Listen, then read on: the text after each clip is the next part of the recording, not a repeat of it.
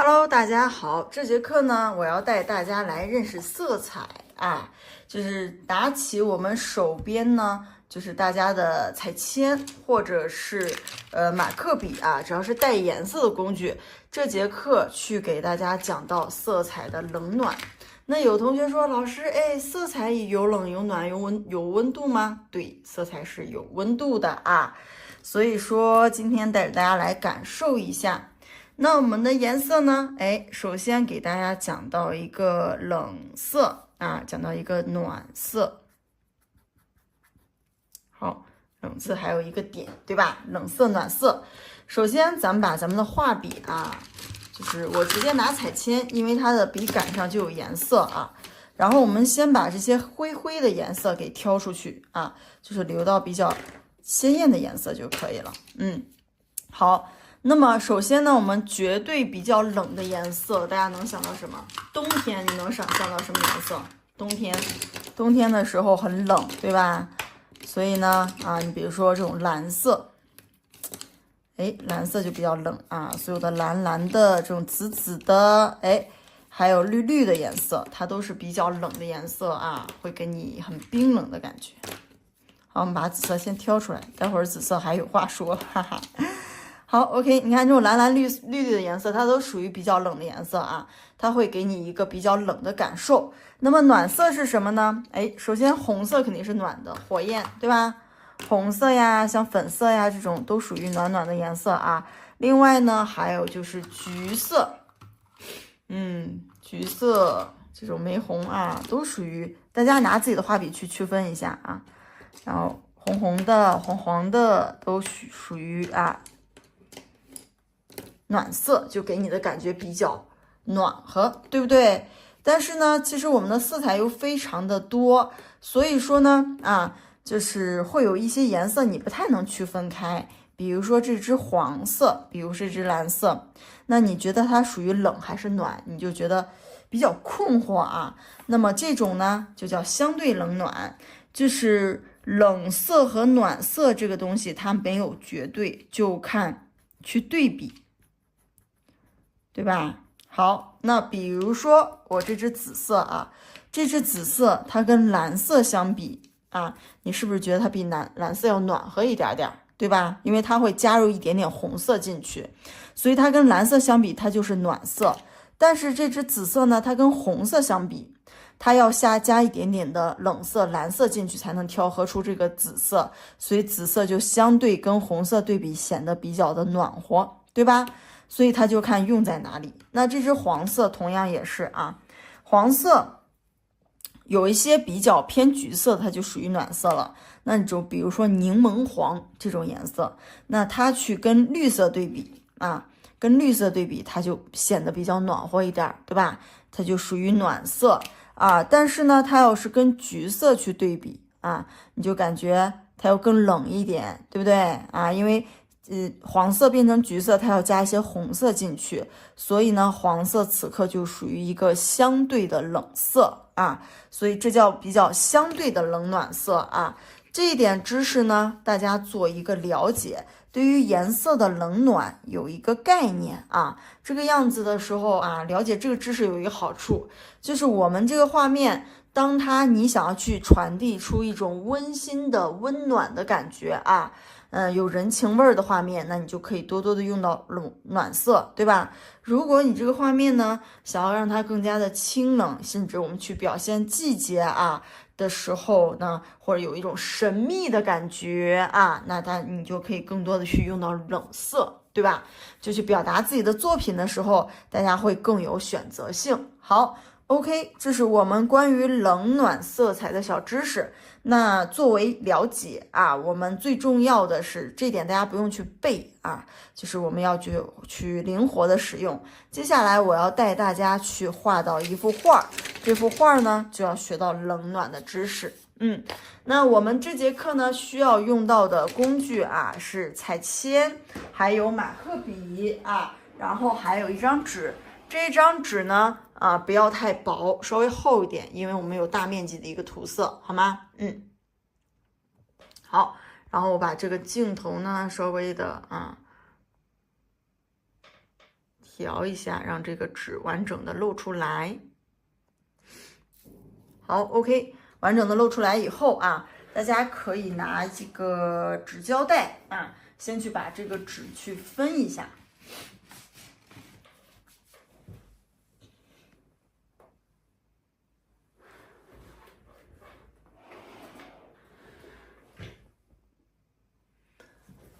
好，怎么去分呢？来，各位同学啊，把我的小 logo 放在这里。好，我们呢，首先把它的4边先贴上啊。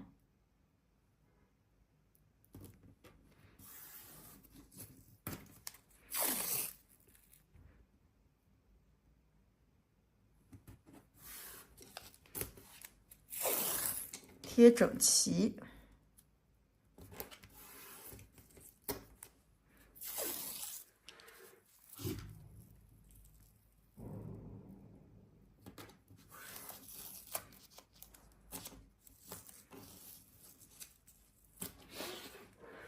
好 ，OK， 接着呢，咱们给它中间来一下啊，中间尽量在中间。好，我们要画2幅作品。那么大家通过这样去分割，就知道我要去画一个冷暖色，对吧？那我们今天就通过一幅风景画去给大家教一下啊，我们冷暖色的这个小知识。我们去实践一下，去感受一下啊。首先呢，拿出我们的马克笔，拿出咱们的马克笔。这个马克笔呢，你可以我们这样吧，咱们去做一个区分。左边呢是比较暖和的颜色，右边是比较，左边比较冷，右边比较暖啊。因为我们刚才去区分的时候，就左边是蓝蓝的，右边是然后红红的这种颜色。那首先呢，我们就拿马克笔开始直接画啊，不用起稿啊，然后就画到哪里算哪里。大家把马克笔里面各种各样的黄黄绿绿的啊都拿出来。我们要画一个树林，对吧？各种绿啊，深的、浅的，偏蓝的也可以啊，跟绿色比较沾边的这种蓝蓝的颜色，那你就有多少拿多少啊，有多少拿多少。好，我们去拿一张纸，就是要有一个试色的过程啊。好，拿一张笔纸，首先你就选一个啊你自己顺眼的，选一个你自己顺眼的，先试一试。颜色呢是这样啊，这样原则每一个要区分开啊。所以你比如说这个绿色啊，我这边去画到一个植物，对吧？就是这样的绿的颜色。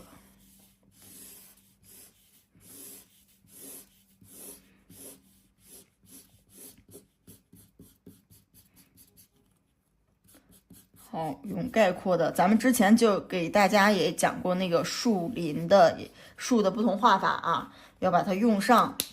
这是一个绿，对不对？好，我们旁边呢，背景呢，它可以有一个蓝蓝的这种树啊，这个树呢，可以是不同形状的。这个试色是干嘛呢？你在旁边，你要确认这2个颜色是能区分开的啊。如果没有能区分开，有些颜色非常相近的，你不要让它们挨在一起，给它们穿插开来。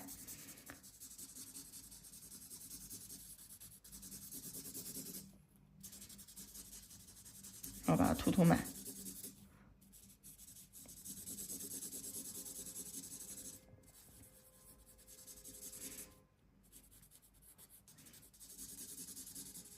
大家的颜色可以跟我不一样，树的形状也可以跟我不一样啊。然后这边是一个蓝蓝的颜色，然后这边给它的树结尾加上，然后呢选一个那种黄绿色啊，我们要铺在前面啊，这个黄黄绿绿的颜色。然后这边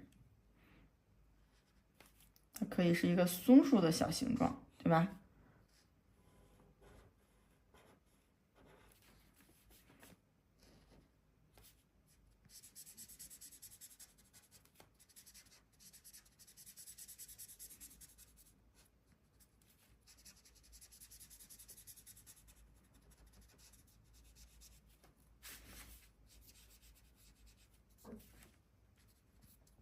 然后呢，背景啊也可以再换到一个，试一试，感觉能区分开，我们就可以去画。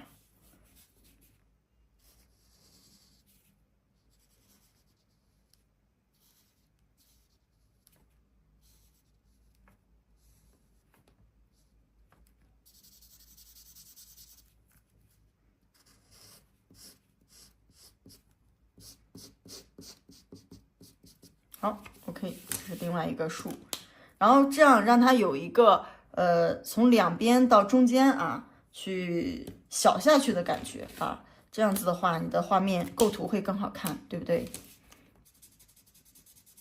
然后这儿还有一个绿，这个绿呢，我就可以放在这边啊。比如说我这边也是一个松树，那我这个松树要比它再小一点。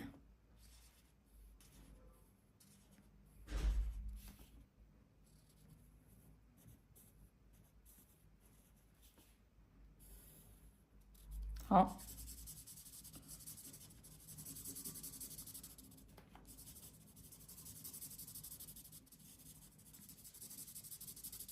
比较深的颜色啊。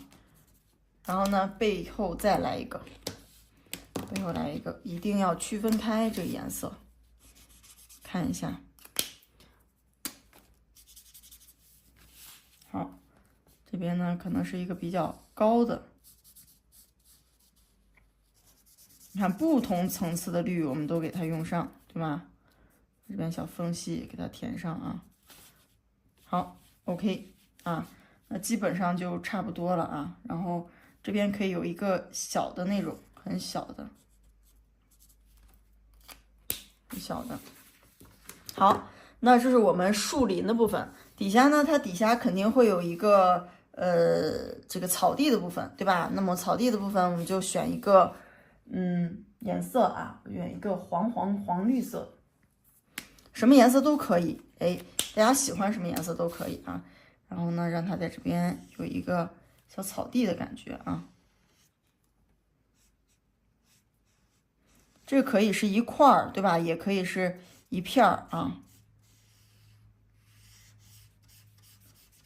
或者边缘是不整齐的也可以。好 ，OK。那我们接着还有树干的部分，那你就选一个棕色。这个时候大家选棕色的时候啊，也是选一个偏黄的棕色，冷一点的，对吧？比如说这个棕色，哎，比较冷啊，看还有没有更冷的棕色。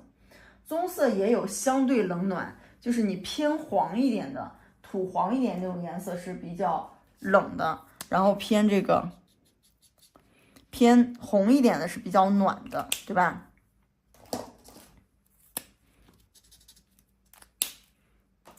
绿色，好，我就用这个就可以。这个棕色大家去涂的时候啊，可以用到不同的棕树干。比如说我选2个是这样的棕色，然后其他的部分我可以用到其他的颜色。这个很像一个深绿色，也可以。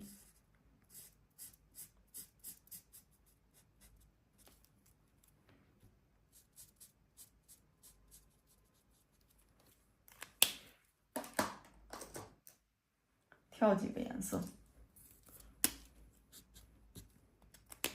试试色。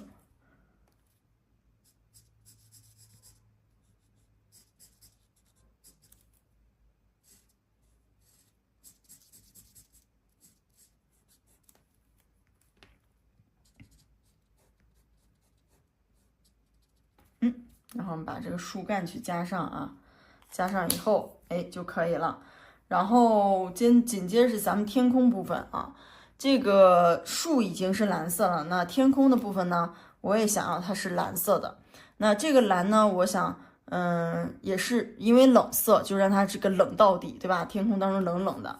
那我们天空当中可能会有一个太阳，这现在这个太阳的颜色的选择就很重要了啊。在我们的画面当中啊，你去选择一个黄色做太阳，这黄色啊，相对它们是暖色，但是相对红色是冷色，对吧？这个太阳大家不一定非要是一半在这边啊，可以是一整个的，然后就给它画上一个黄色，旁边光芒可画可不画都可以。这支笔还刚好有点干。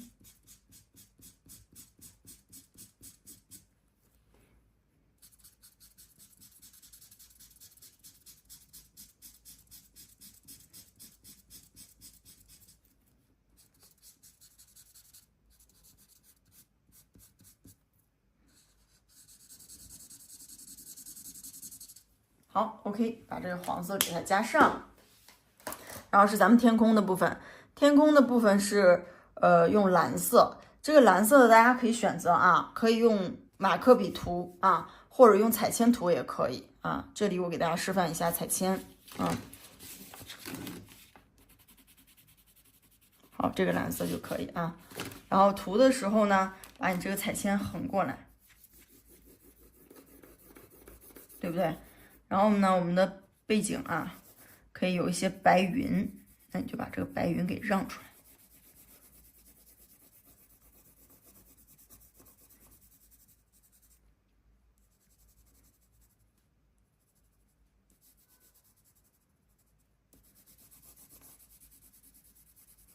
然后到这个太阳的边缘的话啊，稍微慢一点。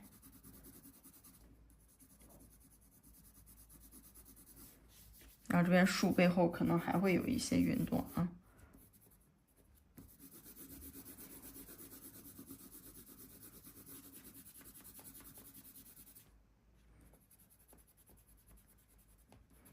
细节一定要做到位。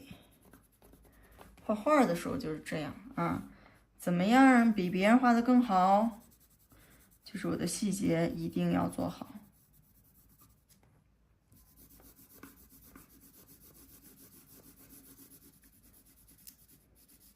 白云什么形状都可以啊，大家按照自己的想法，但是你每一朵白云一定要分开，白云跟白云它还不一样呢。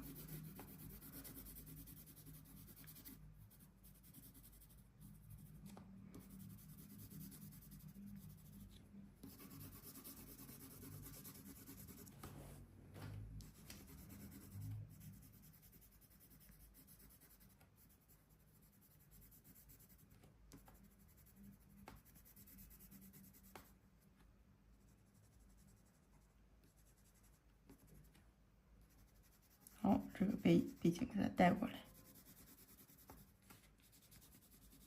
对吧？然后我们这个可以再加一加。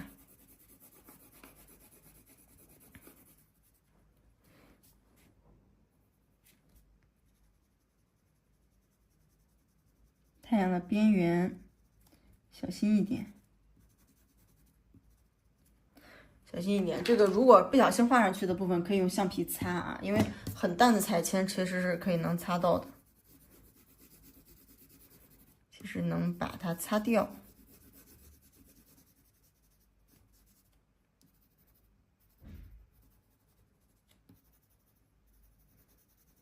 然后这个时候呢，大家可以拿一张纸巾啊，然后我们去把背景这个蓝色去擦一下。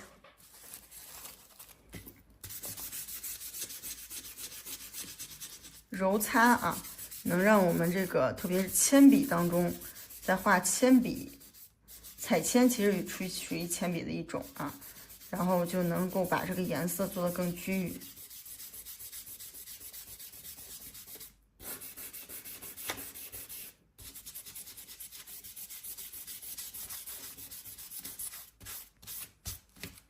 好，擦一擦，你看它这个颜料就吃进去了啊，然后你就可以再涂一涂边缘的部分，给它补到你满意为止，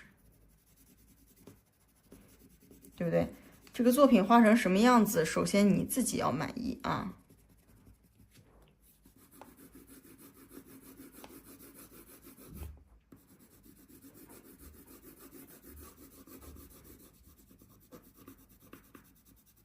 好 ，OK， 那我们这个背景的基本上的调调就定好了啊，然后整个画面的感觉出来了，然后我们接着往这个上面啊，植物上面去加细节。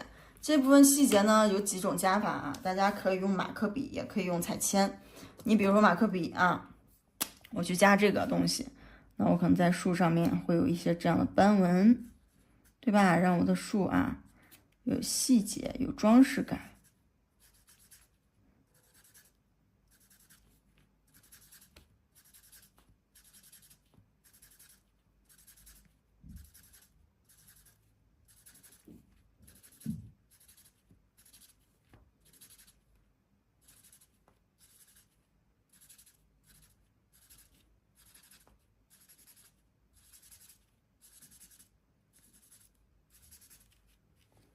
OK， 这是我其中一个树。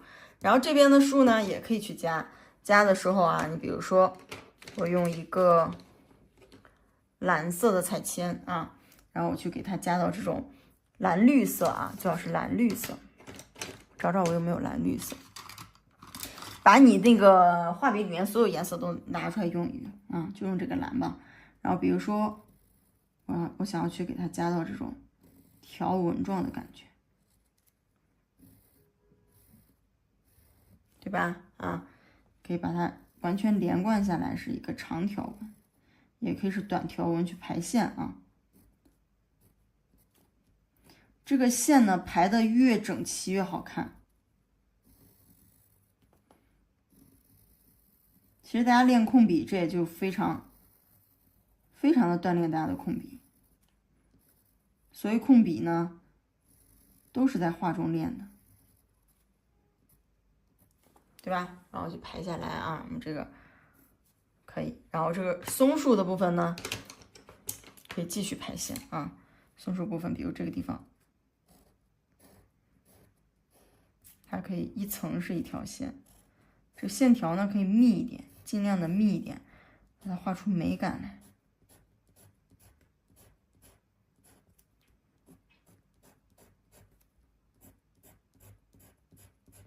对吧？啊，然后这边比较深的这种颜色怎么办呢？就可以啊，如果你有高光笔的话，就请出高光笔啊，然后可以用你的高光笔去加上一些颜色装饰的图案，小圆圈呀，小星星呀。哎，像我这样画十字线都可以，对吧？都可以。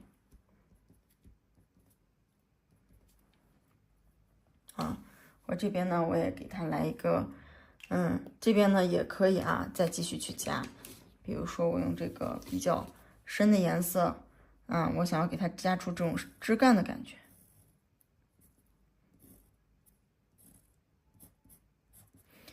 主打的就是啊，这个变化一定要多。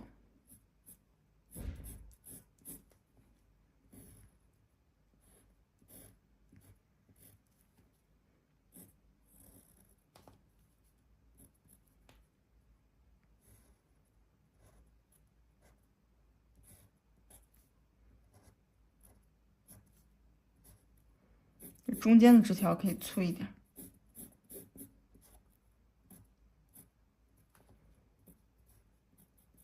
下跟它树干做一个衔接。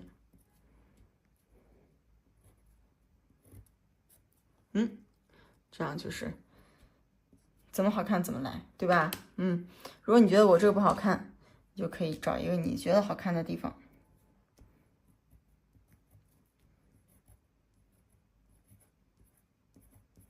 好，然后这边再加条纹，然后这个树干上其实也可以加啊，树干上同样的方法，用彩铅呢就可以画到一些条纹状的东西啊，这种纹理加的越细节越好看啊。好，然后草地上啊，草地上你就成组的加一些小草，或者是这种东西也可以啊，像个小波纹一样。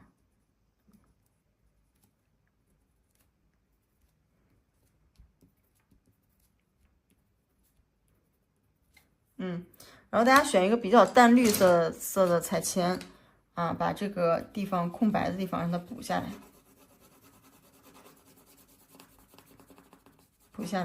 啊，然后给这一团啊旁边加一点这个彩铅的肌理感，对不对？然后树底下啊也加一点，让它有种投影的感觉。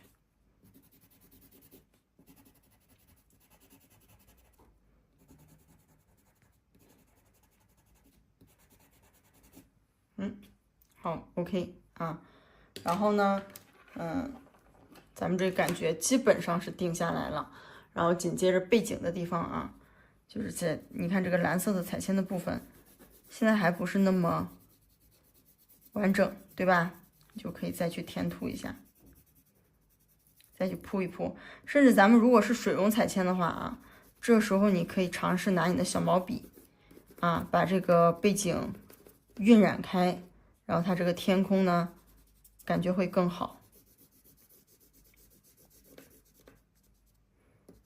白云底下，白云的形状可以给它更具体一点点，白云底下来一点点投影。哎，这样白云就更明显了，对不对？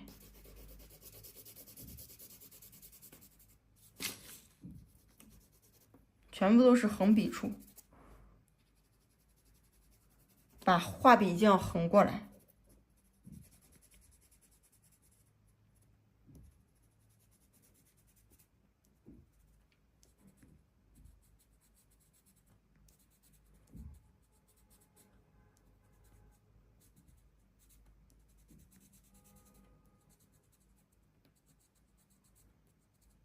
好 ，OK， 那我们左边这个，左边这幅风景基本上就搞定了啊。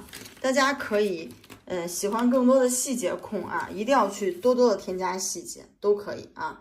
甚至天空当中背景其实也可以有细节，比如说我用这个蓝色的线条组成条纹，让它在里面呢穿插呀、翻滚呀，都是可以的啊。像梵高那个作品啊，这个小点线这样啊，就喜欢的同学可以去做一下。对吧？加上这种线条啊，然后比如它围绕白云，那它一定会有一个走向啊，然后这个大家就可以直接去做，好吧？然后紧接着咱们来画一下右边的这幅暖色的图案。